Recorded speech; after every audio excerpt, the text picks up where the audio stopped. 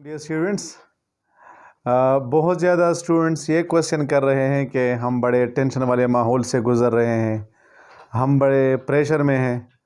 तो they are repeatedly asking me this question that how to handle pressure.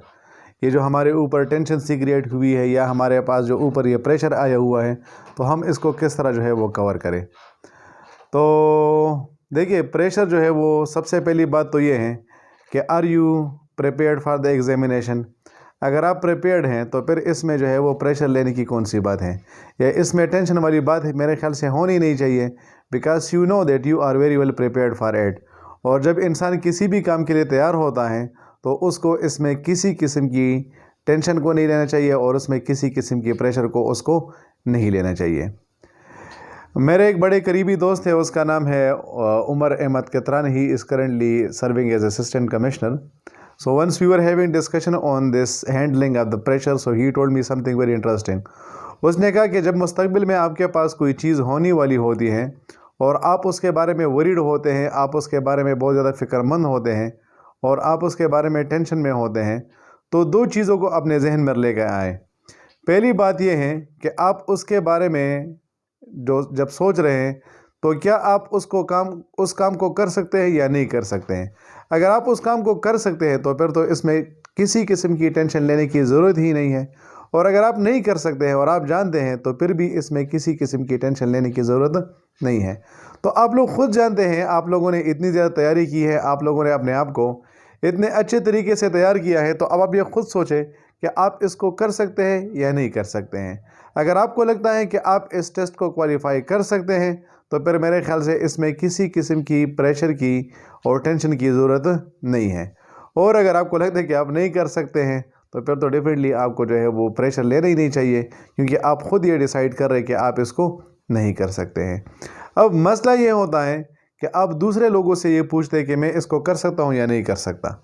देखिए, आप जब भी किसी भी काम को करते हैं, there is no need of taking opinions from people. हर एक बंदा आपको जो ओपिनियंस देता है, वो आपके लिए जो व्यूज़ डेवलप करता है, उनका जो पर्सपेक्टिव होता है, उनके अपने एक्सपीरियंस पर बेस्ड होता है। अब आप अपने बारे में मुझसे ज़्यादा बेहतर जानते हैं।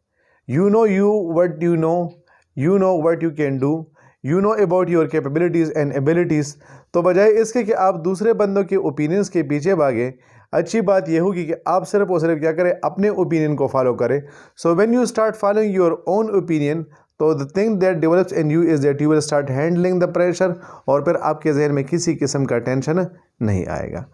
लोगों के साथ अपने गोल्स को डिस्कस ना करें। अभी आप अपने रूममेट के साथ डिस्कशन कर रहे हैं, कभी आप अपने फ्रेंड्स के साथ डिस्कशन कर रहे हैं, कभी आप अपने कज़न्स के साथ डिस्कशन कर रहे हैं कि यार हो जाएगा या नहीं होगा, मैं क्या करूं, मैं इसको कैसे करूं। तो इसी वजह से फिर आप लोगों के लिए क्या होते हैं, आप लोगों के लिए मसाइल क्रिएट होते हैं। तो बेहतर बात यह होगी कि आप लोगों से पर्सपेक्टिव्स ना लें, लोगों के ओपिनियन ना लें, लोगों के साथ अपने गोल्स को डिस्कस ना करें, लोगों के साथ ये डिस्कस ना करें कि आपने क्या तैयार किया है और आपने क्या तैयार नहीं किया है। क्योंकि जब आप लोगों के साथ इन चीज़ों को डिस्कस करते हैं तो बजाय इसके कि वो आपको इनकरेज करे, वो आपको डिस्करेज कर लेते हैं। अक्सर औकात एक बंदा आपके पास आ जाता है, वो एक पॉइंट बोलता है और आपको लगता है कि आपको इस पॉइंट के बारे में इंफॉर्मेशन नहीं है, या इसी तरह वो कोई नए पॉइंट को जो है वो इंक्लूड कर लेता है और फिर आपको लगता है कि आपकी तैयारी मुकम्मल नहीं है। तो याद रखिए कि कोई भी इंसान किसी भी एग्ज़ाम के लिए 100% प्रिपेयर्ड नहीं होता। अगर आप 70 या 80% प्रिपेयर्ड हैं तो इसका मतलब ये कि आपने बिल्कुल सही वाली प्रिपरेशन की है, और इस सही वाले प्रिपरेशन पे इंशाल्लाह आप आगे जाकर जो है वो कामयाब हो जाएंगे। तो इन दिनों में अगर आप नई चीज़ों के पीछे भागेंगे तो फिर डेफिनेटली आपको प्रेशर तो होगा और आप पे टेंशन भी क्रिएट होगा। तो आप बिल्कुल भी नई चीज़ों पे फोकस ना करें, ना किसी के साथ किसी किस्म की डिस्कशन करें, और कॉन्फिडेंट रहें। जितना आप कॉन्फिडेंट रहेंगे, जितना आप अपने आप पे बिलीव करेंगे कि हाँ मैं कर सकता हूँ, तो फिर डेफिनेटली आप इंशाल्लाह इसको कर लेंगे।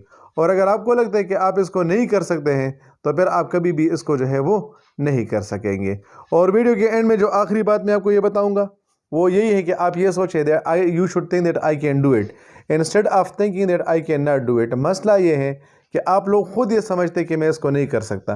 तो अगर आपके जहन में नेगेटिव एनर्जी प्रोड्यूस हो रही है, आप अपने आप को नेगेटिव तरफ पे लेकर जा रहे हैं और बजाय इसके कि आप पॉजिटिव चीज़ों पे फोकस करें, तो फिर डिफरेंटली इसी के ज़रिए से क्या होगा, आप पे प्रेशर डेवलप होगा।